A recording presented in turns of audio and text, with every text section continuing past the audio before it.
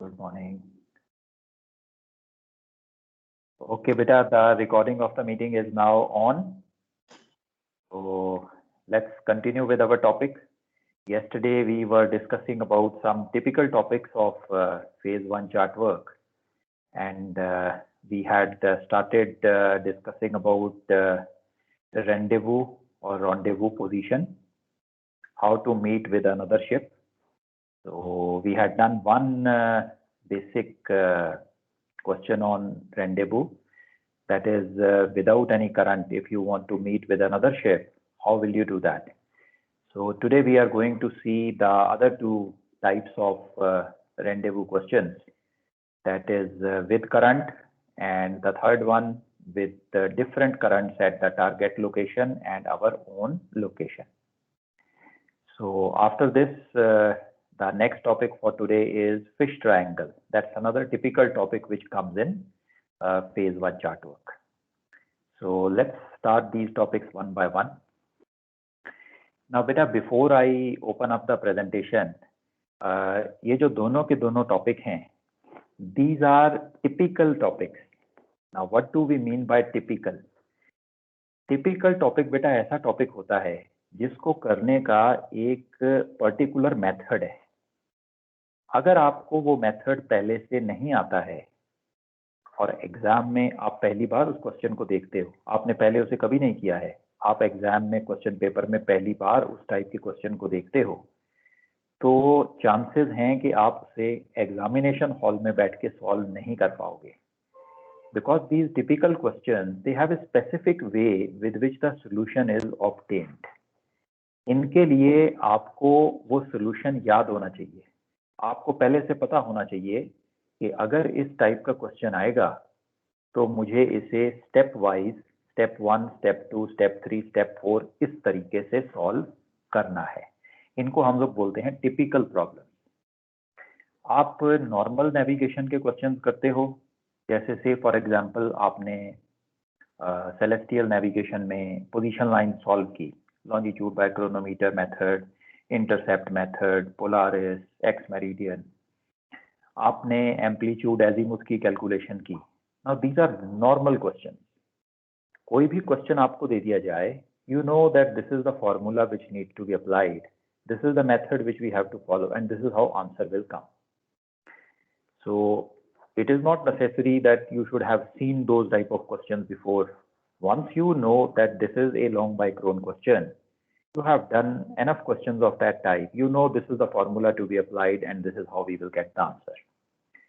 So typical questions थोड़े अलग हैं. Typical questions में टेक्निक को मेमोराइज करना पड़ता है, और in other words you can say कि हमें उन क्वेश्चंस को पहले प्रैक्टिस करना पड़ता है. So practice is a must. ये जो दोनों टॉपिक आज हम करने वाले हैं, that is rendezvous, typical problems, complicated problems, rendezvous with current, and दूसरा है fish triangle. ये दोनों के दोनों क्वेश्चन इसी कैटेगरी में आते हैं. आपको इन क्वेश्चंस को प्रैक्टिस करना पड़ेगा, मेथड को मेमोराइज करना पड़ेगा, then you will be able to apply that in the examination hall in your MMD question paper.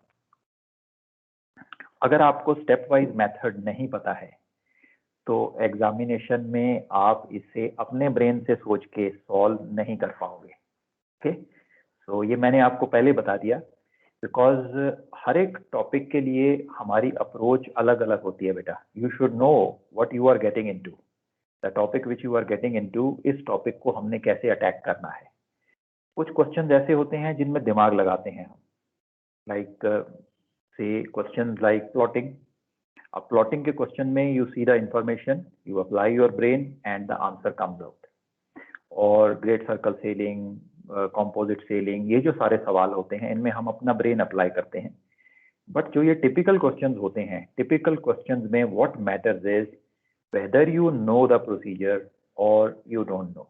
If you know the procedure, you just apply it stepwise and the solution would be there. So let's open up the presentation and see these topics one by one. January batch के जो candidates हैं, for them it will be a As I told you, this is a typical topic. In fact, this is one of the most complicated topics in the entire chart work. जो पूरा chart work है, not only for phase 1, the entire chart work, right from pre-C up to the maximum level. Phase 1 is the last level where you are doing chart work. Phase 2 ASM, there is no chart work, there is no navigation. So these are the most complicated topics as far as the entire chart work is concerned.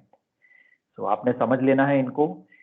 I will be repeating it because इसमें repetition चाहिए. मैं एक बार ये cover करूंगा आपके साथ, फिर second time उसे repeat करूंगा. If required third time, if required fourth time also we will repeat. Okay. So we will have to write or memorize the steps. What steps to follow to get the answer.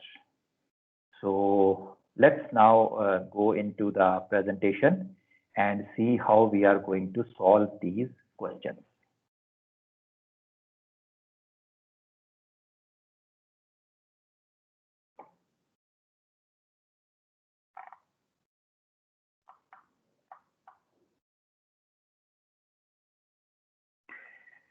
मैं बेटा एक बार आपके साथ जो हमने rendezvous without current किया था उसको भी क्विकली रिवाइज करता हूं and then we will move on to rendezvous with current. Just give me 1 minute.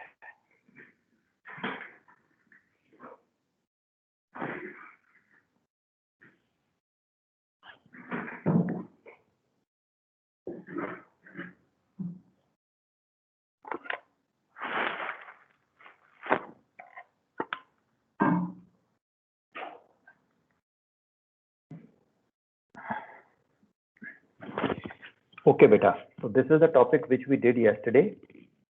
Rendezvous without current. What data is provided to us? They give us position of both the ships, our ship and the target ship. They will give us the engine speed of our own ship. Engine speed is given to us. They will give us what is the course steered and the speed of the target ship. What course and what speed is the target doing? So that will be provided to us. They will also give us if there is any wind, the direction of the wind will be given and the leeway angle will be given to us. And they will also give us current is not there in these questions. So these are without current. What is required to be calculated? They want us to find out what course we should be steering to make a rendezvous with the target ship. So that is the first thing. What course we should be steering to make a rendezvous at the earliest possible time, obviously. So to make a rendezvous with the target ship. And along with that, they will also want us to find what is the rendezvous position and at what time we will be making contact with the other ship. So these are the items which we are required to calculate or find out. So let us see now how do we solve this question. So first of all, we will plot both the ship's positions. We plot our own ship. For explanation purpose, I have given all these position names. So our ship position is named by alphabet A. So you can see our position on the chart now. This is our position on the chart. Then we plot the target ship position. Let's call the target ship position as B. So we have the target ship position on the chart. Now, once you have both the positions on the chart, you join them with a straight line. So we join both the positions A and B, our ship and target ship. Now what we do is we plot the two course steered by the target. So whatever course the target is steering, that course is plotted on the chart. So this is the course which the target is steering. Now this course steered vector, the target's course steered vector, length of this vector is kept equal to distance covered by the target in 1 hour. So whatever is the engine speed, we cut the target or we keep the magnitude of the target course steered vector equal to 1 hour. So measure the distance traveled by other ship in 1 hour on its course to obtain the length of this target, and we mark the end of this target as point D. So this is where the 1 hour vector, course steered vector of the target finishes. Now what we do is, we have these 3 points now. AB is the line joining our ship to target ship. BD is the course steered vector of the target ship. Now what we do is, we take a compass, we open it equal to the distance traveled by own ship in 1 hour. Okay, since we have taken a 1 hour triangle here, we open our compass equal to distance traveled by own ship in 1 hour. We keep the center of the compass at point D and we draw an arc so that it cuts line AB. So हमने compass को D पे रखा and एक arc draw की. ये arc हमारी AB line को cut कर रही है. This is the point where it is cutting. Let's name this point also. Let's name this point as E. So मैंने इस point को E point का नाम दे दिया है. So this DE distance is equal to the distance traveled by own ship in 1 hour. Now if we join E to D, okay, this E to D is the course steered vector or CMG of own ship. So E to D is our ship's course steered or course made good. Both are same in this condition because there is no current. So that is the course steered or course made good vector of our ship. Okay. Now, one item which they wanted us to find out, what course we should be steering to make a rendezvous with the target that is obtained. You can measure this vector's direction from the compass rose, and that gives us the course to steer. Now to find out the rendezvous position, what we do is, we transfer this course steered vector ED to our own position. So once you transfer it to our own position, we also extend the course steered vector of the target ship.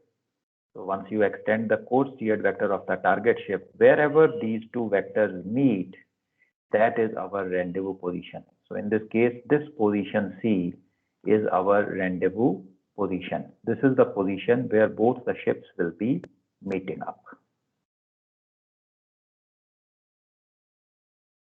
Now, after this, the next item which they had asked us is after what time we will be meeting with the other ship, or what is the time to rendezvous.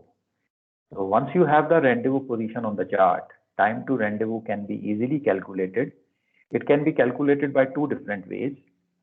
Either you can measure distance AC. You measure distance AC and you divide it by our own ship's engine speed. So AC is the total distance covered by us for rendezvous. So if you divide it by your engine speed, you will get the time in hours, after which you will be meeting with the other ship. Or you can do it with the target ship also. You can measure vector BC. You can measure vector BC and divide it by the speed of the target. So whatever speed the target ship is doing, divide this distance BC by that speed and you should get the time to rendezvous. In both the cases, the time to rendezvous will be same. Okay. A slight difference could be there because of plotting errors, but mathematically, whether you use your ship vector and your ship speed, or you use target ship vector and target ship speed, in both the cases, the rendezvous time is going to be the same. Okay, so that is rendezvous without current. So beta, any doubt coming in this?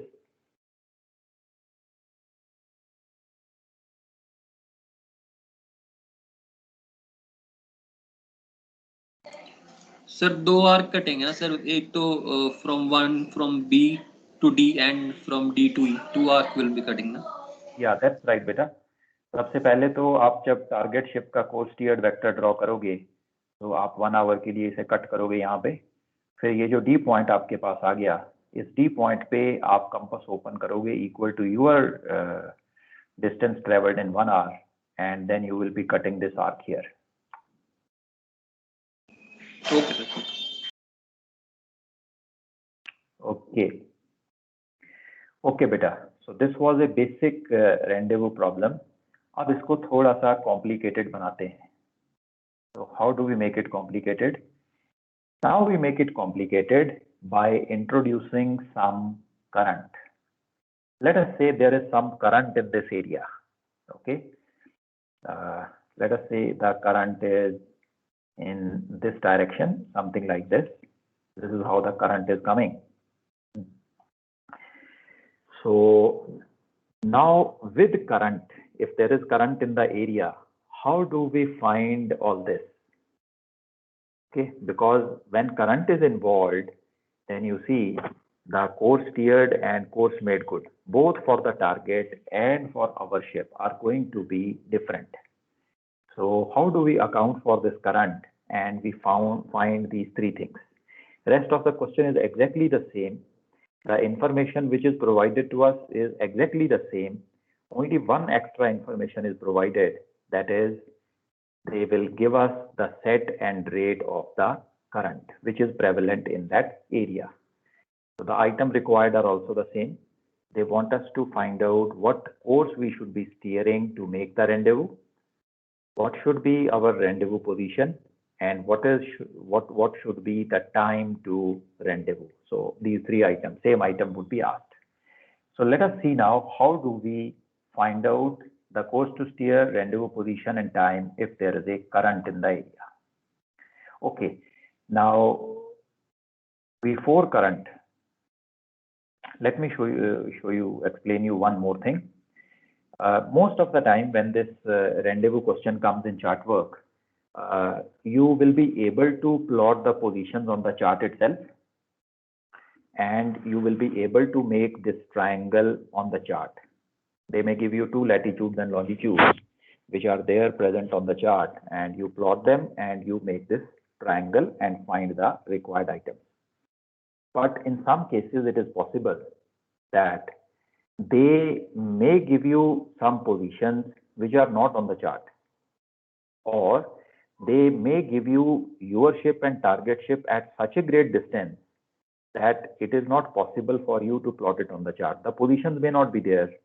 The distance may be huge, okay, depending upon the scale of the chart. And in that case, you are not able to make this triangle on the chart. So what should be done in that case?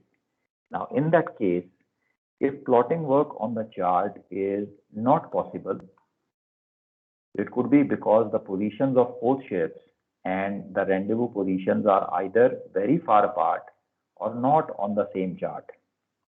Then in that case, what we do is, if they give us the latitude and longitudes of both these positions, A and B, we have to find out the range and bearing of the target ship. How do we find that? We can easily do that using plane and parallel sailing. You can make a plane sailing triangle.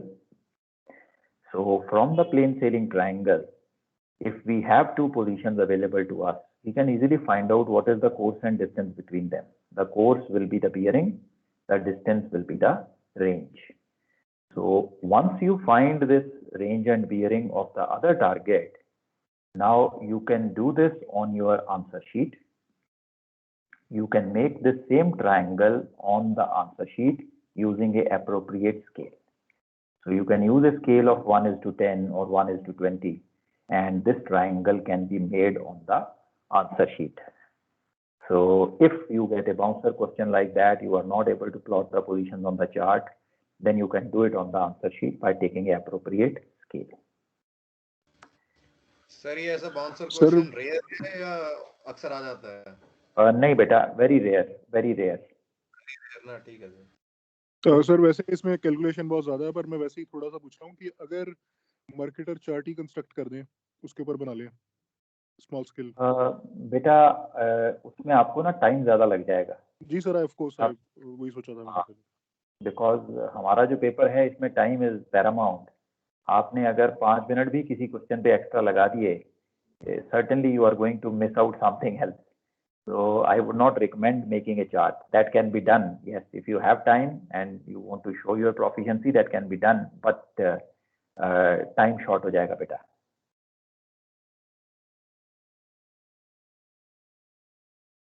Okay. So sir ये इस scenario का कोई example है sir? जो मैंने ये बेटा typical वाला सवाल जो अभी बताया जो चार्ट पे नहीं है, हाँ सर वही। बेटा बड़ा सिंपल है। Let me give you an example. They give U A question that you have a ship which is bearing 350, okay, which is bearing 350 at a range of 200 miles.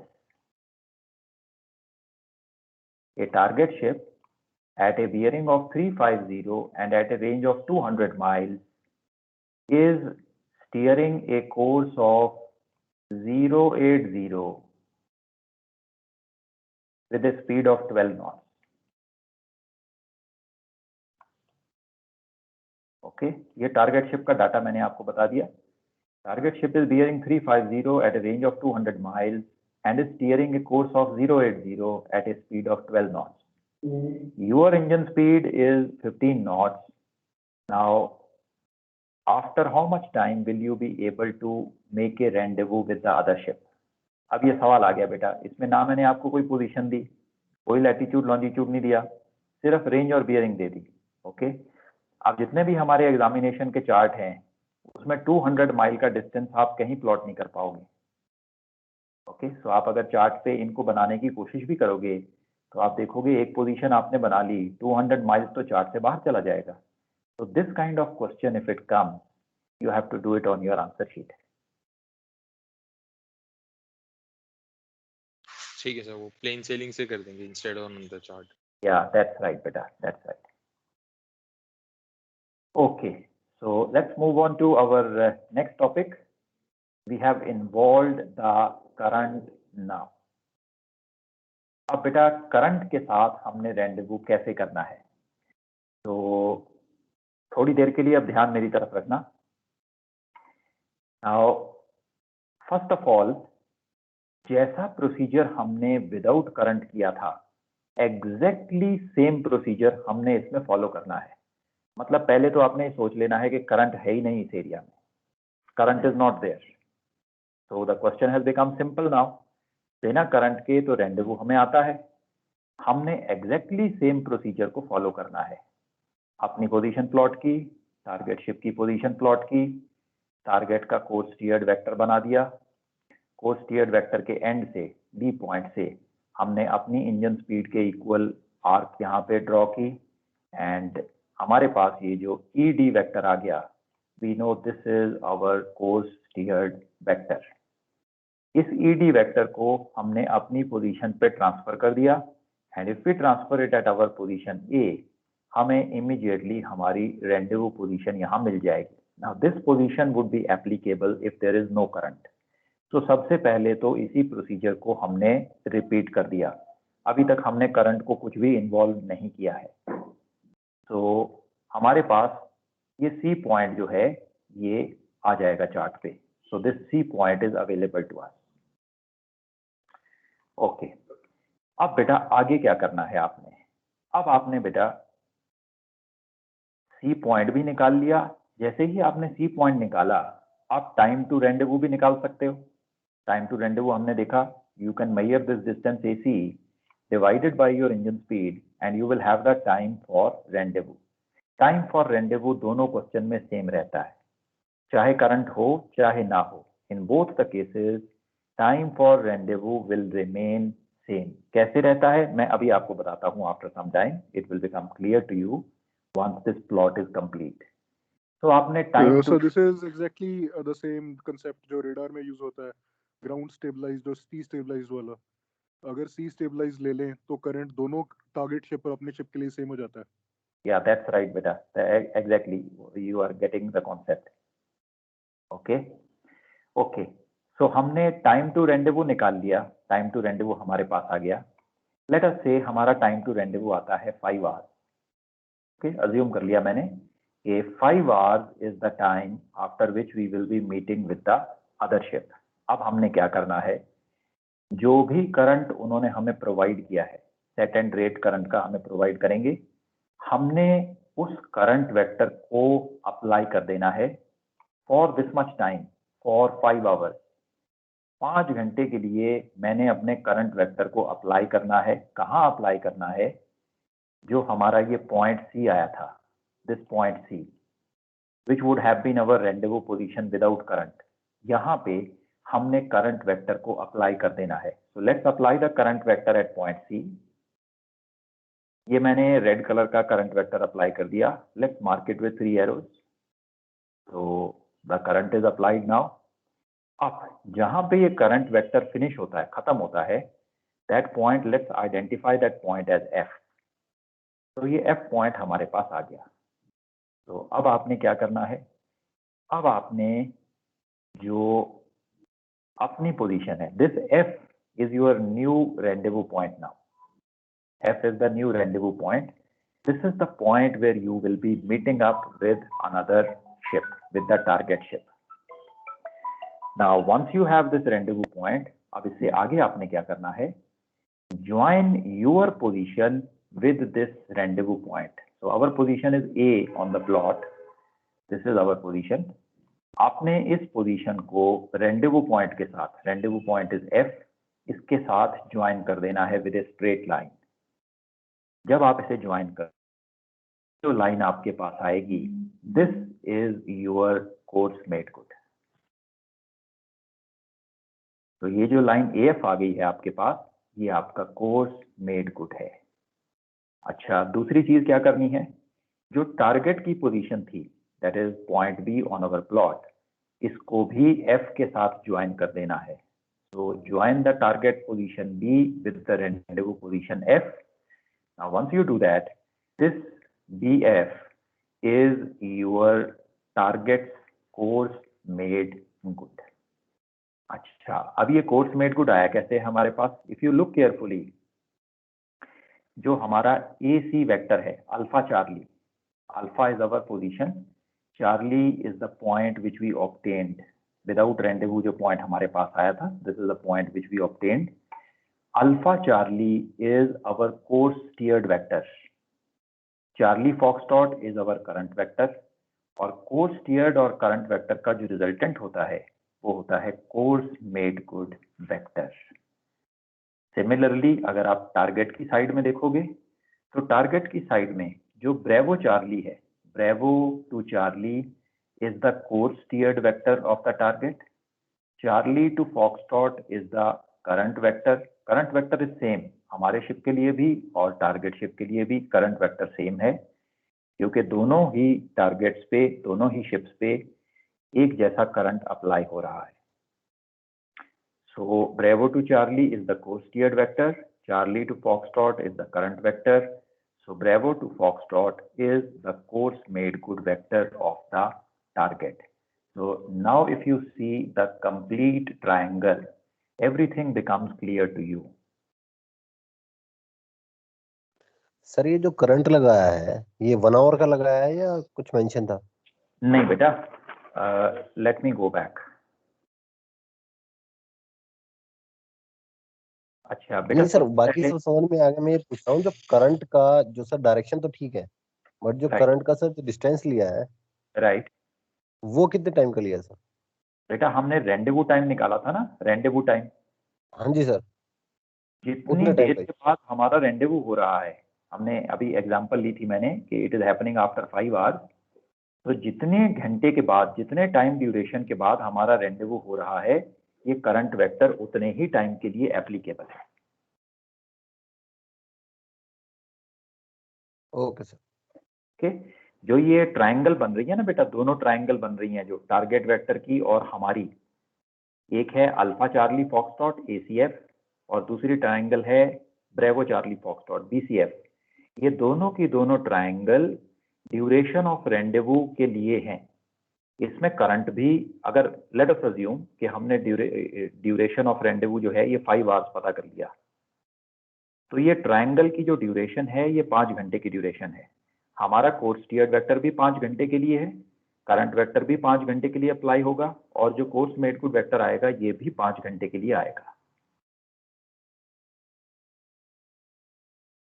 Okay sir. Okay okay, सो अब बताओ बेटा, और इसमें क्या doubt आ रहा है आपको?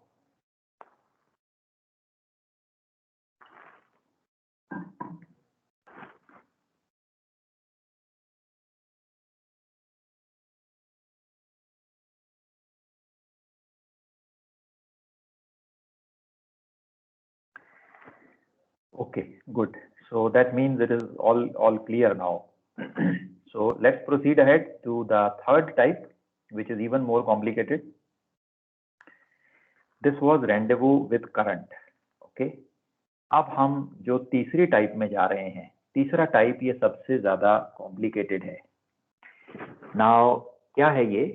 इस क्वेश्चन में वो हमें बोलते हैं कि भाई जो टारगेट शिप है और जो आपका शिप है, उन दोनों की लोकेशन पे डिफरेंट करंट लग रहा है, different current. Target is experiencing some other current, you are experiencing some other current. मतलब करंट की जो डायरेक्शन है और करंट का जो रेट है, सेट एंड रेट, वो टारगेट एरिया में कुछ और है और आपके एरिया में कुछ और है। अब आपके माइंड में ये चीज आएगी that how is this possible? Okay, late us से आपका शिप और टारगेट शिप जो है पहले बहुत दूर है, then there is a little bit of chance कि वहां पे करंट अलग अलग हो, बट जैसे जैसे वो एक दूसरे के पास आएंगे तो ultimately the current direction is going to become the same for both of them. It is something which will change every hour when you proceed towards each other. It will be changing. Okay, so this is a unrealistic kind of scenario, but अगर ये कभी exam में आ जाए, I have not seen this coming in the exam, but I am just preparing you that if somebody thinks of and puts it in the exam, तो इसका भी rendezvous position पता करना मुश्किल नहीं है. It's easy once you understand the concept. So let us see now how do we find the rendezvous position in this case. There is a separate current or different current for target ship, and there is a different current for our own ship. Again, I am repeating, this is a unrealistic scenario. Practically ऐसा नहीं होगा. अगर शुरू में अलग अलग current होगा भी, तो जैसे एक दूसरे के पास आएंगे, ultimately they have to meet at one place. वहां पर तो एक जैसा करंट ही अप्लाई होगा दोनों को, but theoretically this question may appear in the paper, and then we should know how this is to be solved. So let us see step by step इसको हम कैसे सॉल्व करेंगे. सबसे पहले तो हम टारगेट शिप का फोर्स, स्पीड और करंट ट्रायंगल बनाएंगे टारगेट शिप के लिए. So हमारे पास टारगेट शिप के लिए कोर्स स्टीयर्ड भी अवेलेबल है, टारगेट शिप के लिए करंट जो एप्लीकेबल है वो भी अवेलेबल है. It is given to us in the question, so we can easily make the course, speed and current triangle for the target for 1 hour. 1 घंटे के लिए हम टारगेट में ये ट्रायंगल को बनाएंगे. So let's make the triangle on the chart. सबसे पहले टारगेट का कोर्स स्टीयर्ड प्लॉट करते हैं. So we mark it with a single arrow. This is the course steered of the target. फिर जो टारगेट एरिया में करंट एप्लीकेबल है, उस करंट को यहाँ पे अप्लाई कर देते हैं. So let's apply the current vector. This is the direction which was given in the question. So हमने ये करंट की डायरेक्शन को अप्लाई कर दिया. Let's label it with 3 arrows. ये करंट वेक्टर को हमने 3 एरोज के साथ लेबल कर दिया. अब अगर मैं इनिशियल पोजीशन को करंट वेक्टर के एंड से मिला देता हूँ फ्री एंड के साथ, तो मेरे पास क्या आ जाएगा? I will have the course made good vector. So if I mark the end as C and I join BC, I get the course made good vector of the target. हमारे पास target का course made good आ गया.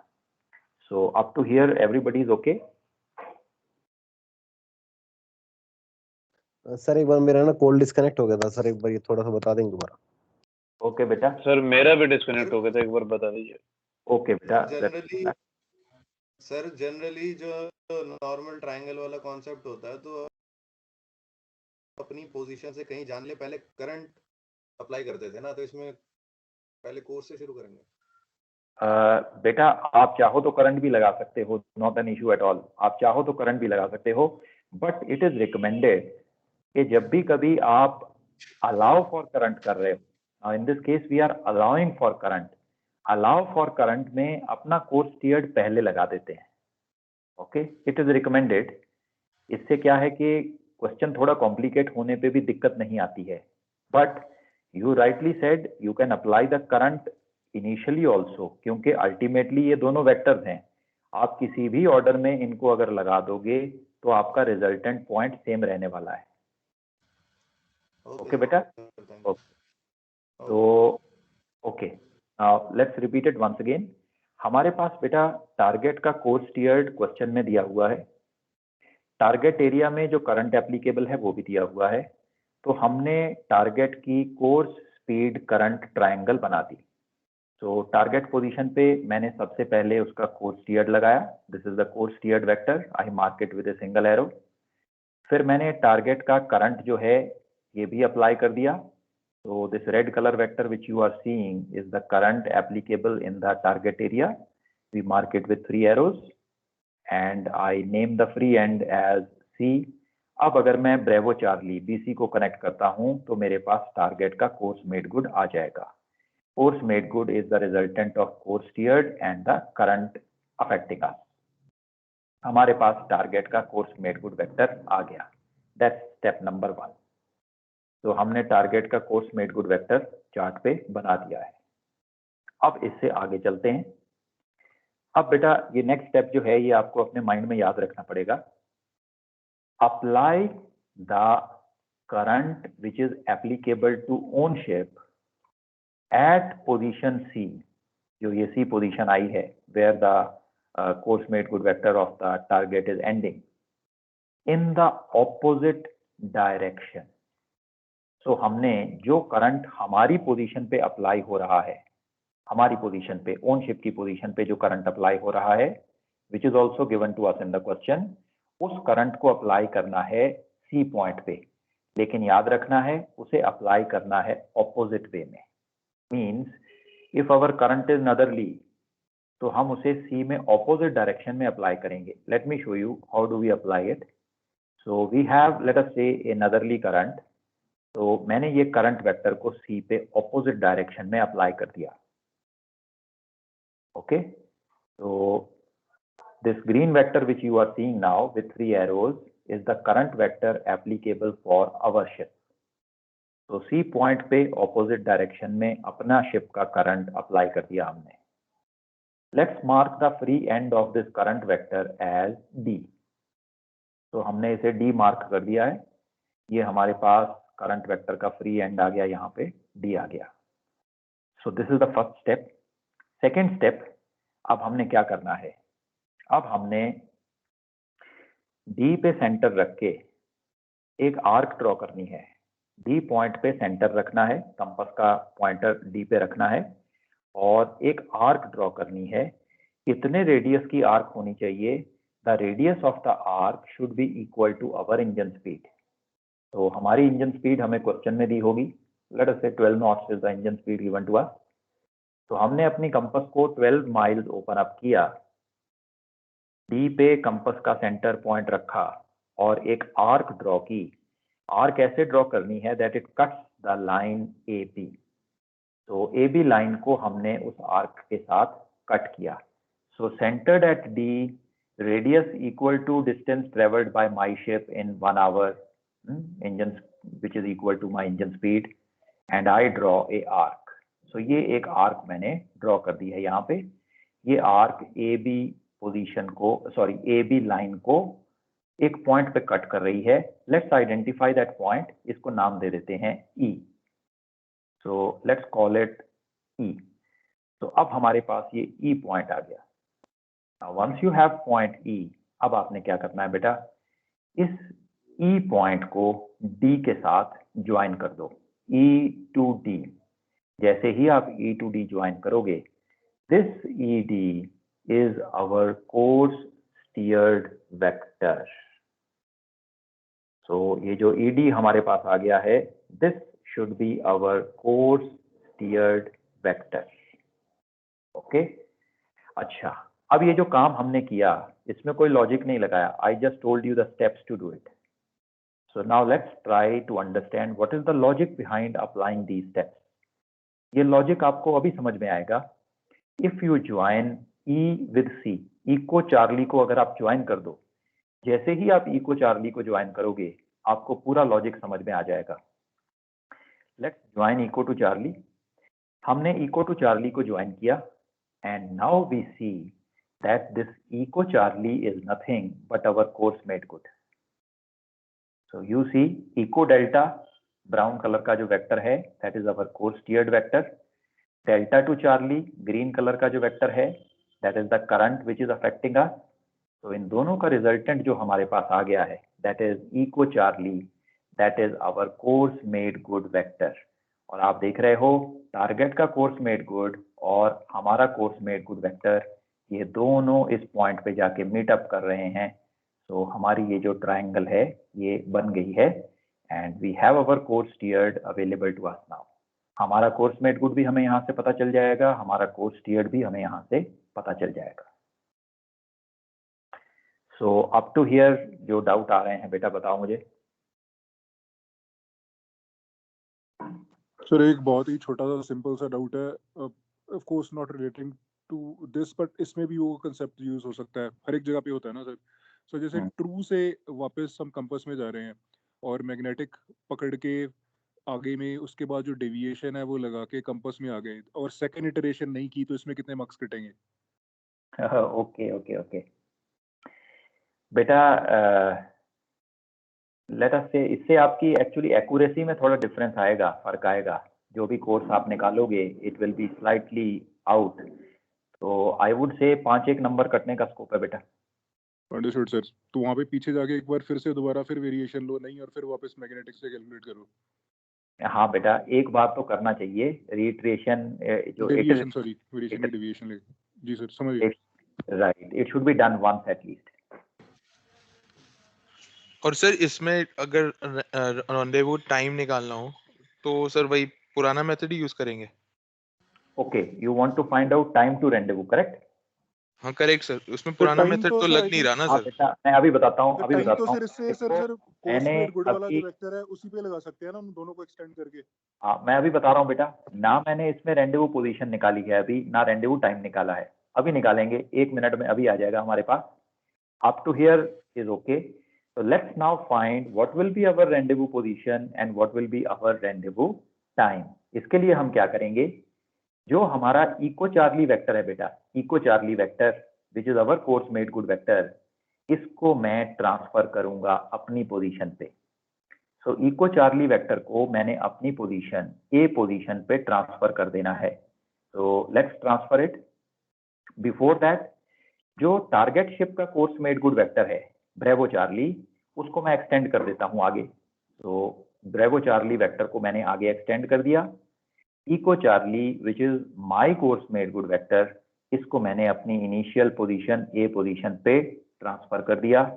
अब जहां पे ये दोनों vector जाके कट करेंगे that is my rendezvous position. So ये जो आर पोजीशन आप देख रहे हो, this is my rendezvous position. So rendezvous position आ गई हमारे पास।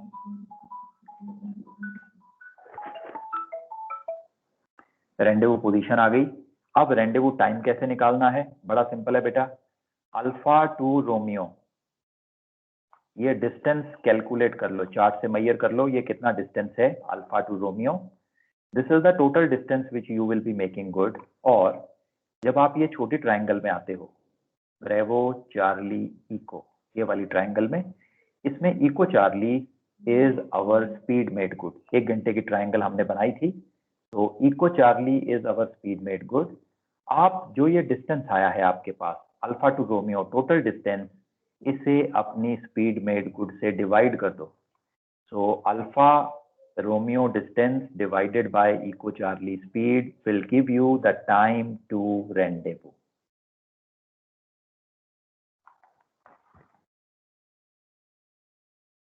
Okay, beta, is it becoming clear now?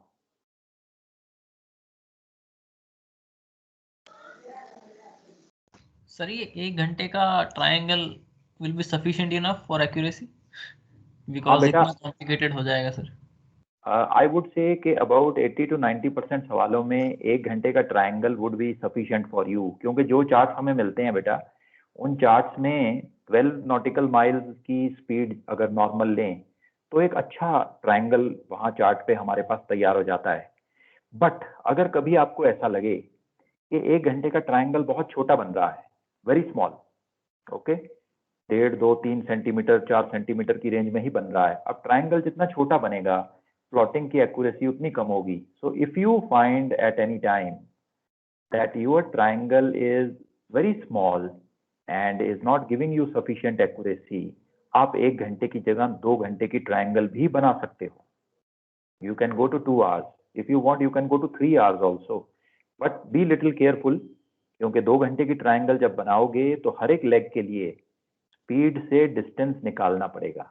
1 घंटे की ट्रायंगल है तो जितनी स्पीड है उतना ही डिस्टेंस कट करोगे आप।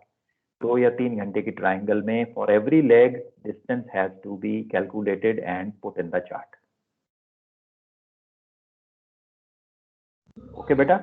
Thank you sir. Okay okay sir तो- वन मोर। हाँ बोलो बेटा। सर ये जो बोलो भाई बोलो। सर ये जो आर्क कटी है सी से ई तक की, हाँ सपोज ओके राइट। नहीं सर, ये जो डी से ई हमने आर्क काटी है सर, कोई चांसेस है कि ये आर्क उस लाइन पे ना कटे? नहीं बेटा, अगर किसी क्वेश्चन में ऐसा होना नहीं चाहिए कि ये आर्क वहां पे ना कटे, ओके। अगर ये आर्क वहां नहीं कट रही है तो इसका मतलब है, देखो 2 चीजें हो सकती हैं। इसका मतलब ये है कि ये क्वेश्चन गलत है। गलत है का क्या मतलब है मैं बताता हूं। अब उन्होंने आपको स्पीड दे दी जी कि टारगेट शिप की स्पीड है 15 नॉट और आपकी स्पीड है 10 नॉट, ओके। क्वेश्चन में उन्होंने आपको ऐसी इंफॉर्मेशन दे दी। अब आपने जब ये 10 नॉट के साथ आर्क बनाई, डी पे सेंटर रखा और ये आर्क बनाई, ये आर्क तो कट ही नहीं रही, ये आर्क तो यहीं आ रही है। इसका मतलब है बेटा, चाहे जितना मर्जी जोर लगा लो, तुम उस दूसरे शिप को कैच कर ही नहीं पाओगे। You will not be able to make a rendezvous with that ship. उस शिप को अपनी स्पीड कम करनी ही पड़ेगी, तभी रेंडेवू होगा, अदरवाइज रेंडेवू नहीं होगा। ओके, अब ये तब हो सकता है अगर क्वेश्चन पेपर में क्वेश्चन सेटर क्वेश्चन बनाने में गलती कर दे, जिसके चांसेस थोड़े कम हैं। तो अगर कभी ये आर्क ना कटे तो उस टाइम के लिए तो क्वेश्चन को छोड़ दो, ओके। अगर बाकी लोगों की भी नहीं कटेगी तो बेटा वो खड़े होके एग्जामिनर को बोलेंगे कि सर ये क्वेश्चन तो गलत है। आपको ऑटोमेटिकली उसका सही करेक्टेड वर्जन जो है वो मिल जाएगा थोड़े टाइम के बाद। तो you just stop here and you proceed to your next question. आप शांति के साथ अपना अगला सवाल करते चले जाओ, और इंटेलिजेंट लोग उठेंगे, एग्जामिनर के साथ उलझेंगे, उसे बोलेंगे सवाल गलत है, वो सही करेक्शन मंगाएगा और आप सबको फ्री में वो करेक्शन मिल जाएगी, ओके। अब सेकंड ऑप्शन पे आते हैं कि आप बैठे रहे, आपने अगले क्वेश्चन सारे कर लिए, अब यही सवाल बच गया है, पेपर खत्म होने वाला है। अब बेटा दोबारा चेक करो एक बार, क्योंकि अगर और किसी को डाउट नहीं आया, सिर्फ तुम्हें ही आया है, तो चांसेस हैं कि तुमने ही कुछ गलती की है। So check the working again and you will be able to find your mistake, okay.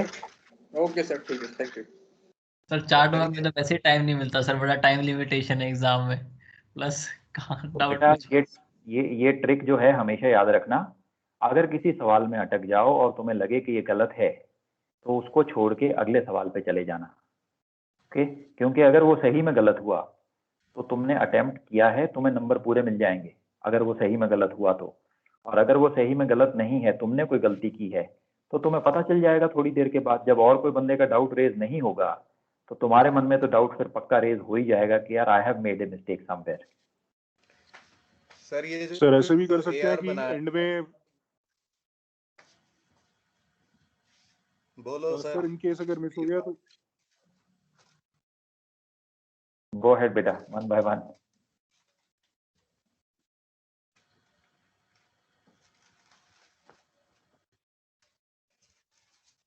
वीर भाई बोलो।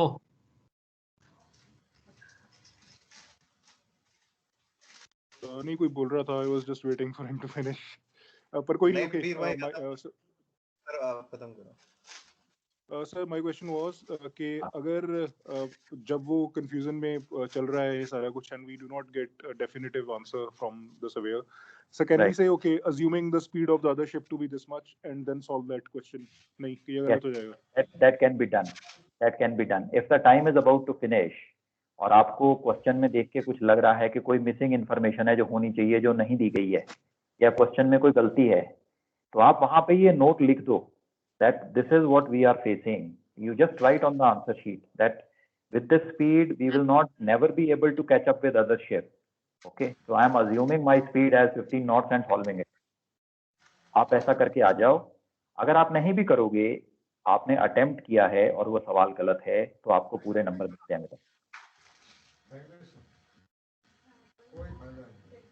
सर इज इट पॉसिबल कि जो ई आया है ये ए और बी के बीच में ना आए, जाके ए को मैं नीचे एक्सटेंड करूं वहां कट करे? Is it possible? That's possible बेटा। ये हो सकता है कि अगर आपने डी पे कंपास को रखा और ये जो कंपास है ये यहाँ पे टच कर रही है, इसका सिंपली ये मतलब है बेटा कि 1 घंटे से जल्दी ही आपका रेंडवू होने वाला है। ओके, तो अब आप कैसे करोगे? अब आपके पास ये जो वेक्टर आ गया, इसे ट्रांसफर करोगे ए पे आप, and it will cut somewhere here. इसका बी से मतलब है सी के बीच में कट करेगी सर वो कहीं ना कहीं, right? It will cut between B and C, so it will tell you कि आपका जो रेंडवू है वो 1 घंटे से पहले ही हो जाएगा। ओके ओके सर ये ओके ये बेटा, जो लास्ट में AR आई थी लाइन, जो टाइम निकालना था, इसमें AR का डिस्टेंस लेके स्पीड में से डिवाइड करेंगे सर उसको? यस बेटा, एग्जैक्टली। ये देखो, ये मैंने दिखाया था आपको। तो ए आर डिस्टेंस आपने पिक कर लिया, ए टू आर, और अपनी जो स्पीड मेड गुड है वो है इक्वल वही। To Charlie. तो A R divided by E C will give you the rendezvous time in hours. Okay sir, okay. Okay, आप चाहो तो टारगेट शिप के साथ भी कर सकते हो। You can do this with the target ship also. I will tell you how. Target ship के साथ बता सकता है बेटा कोई? BR का डिस्टेंस वेरी गुड। तो बीआर को बीसी से डिवाइड कर देंगे, जो भी अपना speed time speed made good आएगा उसको Very बीआर से divide। तो Bravo Romeo divided by Bravo Charlie will again give you the rendezvous time. आप दोनों में से किसी से भी निकाल सकते हो, सेम टाइम आएगा। ठीक है सर। और सर जैसे आपने लिखा है रेयरली कम्स, तो सर कितना आता है बेटा, आपने क्वेश्चन? ये I वही have आता है with I have not seen it coming in about say let us say last 3-4 साल से तो ये नहीं आया है। और सर वो जो विदाउट करंट है वो भी नहीं आता होगा, तो बेसिकली विद करंट वाला जो कॉमन करंट होगा वो जनरली ज्यादा आता है ना? नहीं, वो दोनों आ जाते हैं बेटा। विदाउट करंट भी आ जाता है, विद करंट भी आ जाता है। ओके सर, ठीक है सर, थैंक यू। ओके बेटा, great. So let's take a break now. हमारा ये रेंडेवू टॉपिक खत्म हो गया है, तो take a good break, and after the break we are meeting up to do the fish triangle question. So let's meet back at 45 and we will do the fish triangle. Copy sir, 45. Okay beta.